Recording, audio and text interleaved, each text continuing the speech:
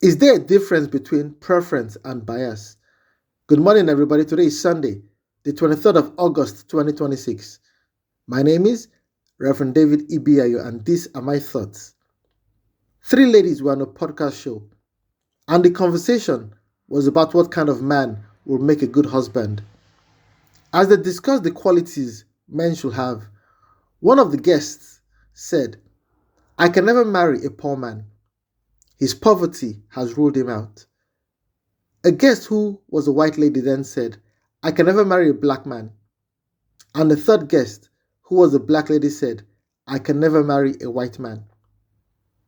The host of the podcast show then told the ladies that from their answers, they have conveyed their bias. He went on to say that it was within their right to have the preference of not marrying a poor man, a black man, or a white man, but the language they used revealed their bias. He went on to say to the first lady, "How about you said your preference is not to marry a poor man?" He also said to the white lady, "How about you said my preference is not to marry a black man?" And then he said to the black lady, "How about you said my preference is not to marry a white man?"